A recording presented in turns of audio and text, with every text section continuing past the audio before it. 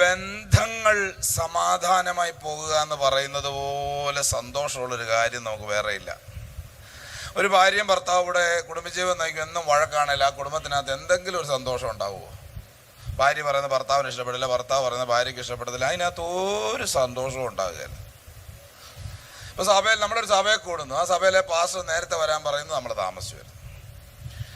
കർത്താവിൻ്റെ രാജ്യത്തിന് വേണ്ടി നിങ്ങൾ കറക്റ്റായിട്ട് വേലയ്ക്ക് കൊടുക്കണം, വേല കൈത്താങ്ങണം എന്ന് പറയാൻ നമ്മൾ ചെയ്യല. നമ്മൾ വീട്ടിൽ കോട്ടേജ് മീറ്റിംഗ് വെക്കണം, അല്ലെ പ്രെയർ സെല്ല് വെക്കണം, കെയർ സെല്ല് വെക്കണം, നമ്മൾ വെക്കുകയില്ല. അത് സമാധാനമില്ലാത്തൊരു ബന്ധമാണ്.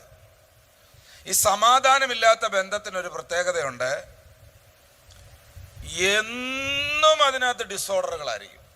ഇപ്പം നമുക്കറിയാം, പുതിയ കണക്കുകൾ അനുസരിച്ച് കേരളത്തില് വിവാഹിതരായ ആൾക്കാർക്കെല്ലാം വേറെ ലൈൻ ഉണ്ടെന്നാണ് പറയുന്നത്, അല്ലേ? 60% പേർക്ക് ലൈൻ ഉണ്ടെന്നാണ് പറയുന്നത്, കല്യാണം കഴിച്ചവരുടെ കാര്യം. അതിനകത്ത് ഏറ്റവും കൂടുതൽ അമ്മാമ്മമാർക്കാന്നാണ് പറയുന്നത്. ചിരി വരുന്നില്ല, വരാത്തവർ ചിരിക്കണ്ട, വരുന്നവർ ചിരിച്ചാൽ മതി. അപ്പം ഞാൻ പറഞ്ഞത് എന്താ കാര്യം? നിലനിൽക്കേണ്ട സമാധാന നിലനിൽക്കേണ്ട ബന്ധം സമാധാനത്തിൽ നിലനിൽക്കുന്നില്ല. അപ്പൊ ഒരു ബന്ധം അത് സമാധാനത്തിൽ നിലനിന്നില്ലെങ്കിൽ ഓട്ടോമാറ്റിക്കലി അതിനകത്ത് ഒരു തൊടുന്നും പിടിക്കുന്ന എല്ലാം അങ്ങ് ഡിസോർഡറാ, അല്ലേ?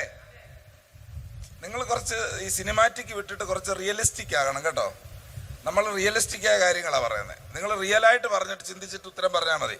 അപ്പം നമ്മുടെ ജീവിതത്തിൽ നമുക്ക് സന്തോഷമായിട്ടിരിക്കാൻ ദൈവം നൽകിയ ജീവിത പങ്കാളി, അല്ലെങ്കിൽ ദൈവം നമുക്ക് ദാനമായി തന്ന മക്കൾ, ഇവരുമായിട്ട് നമുക്ക് ഒരു ഹാർമോണിയസ് റിലേഷൻഷിപ്പ് ഉണ്ടല്ലേ, അല്ലേ?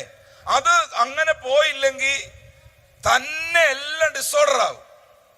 അപ്പം നമുക്ക് സഹോദരിമാർക്കാണെങ്കിൽ ഇഷ്ടംപോലെ കെയറേട്ടന്മാർ വരും. വാട്സാപ്പിലും ഇൻസ്റ്റാഗ്രാമിലും ഫേസ്ബുക്കിലും കെയറേട്ടന്മാരുടെ കളിയായിരിക്കും. കഴിച്ചോ, ഉറങ്ങിയില്ലേ, അതെന്താ DP ബ്ലാക്ക് ഇട്ടേക്കുന്നേ, ബ്ലാക്കിനകത്ത് പറന്നു പോകുന്ന ഒരു പക്ഷിയെ കണ്ടല്ലോ, അത് മോളെ നീയാണോ പറന്നു പോകാൻ ഒരുങ്ങിയിരി, എന്തോരം കെയറേട്ടന്മാരാ. അപ്പൊ ഇത് മുഴുവൻ ഉണ്ടാകുന്ന എങ്ങനാ? നമ്മൾ വളരെ സ്മൂത്തായിട്ട് പോവുകയാണെങ്കിൽ ഒരാൾ വന്നിട്ട് ഹായ് മോളെ എന്ന് വിളിച്ചാൽ ഞാൻ തൻ്റെ മോളാണ് അവിടെ മേലെ എന്നെ വിളിച്ചേക്കരുതെന്ന് പറഞ്ഞാൽ ബ്ലോക്ക് ചെയ്യും, അല്ലേ? ബ്ലോക്ക് ചെയ്യാൻ ഒറ്റ ഞെക്ക് പോരെ. പക്ഷെ നമ്മൾ എന്താ ചെയ്യാത്ത? നമ്മുടെ നിലനിൽക്കേണ്ട സമാധാന സമ്പൂർണമായി നമുക്ക് നിലനിൽക്കേണ്ട ബന്ധത്തിനകത്ത് എന്തില്ല? സമാധാനം ഇല്ല. Praise the Lord.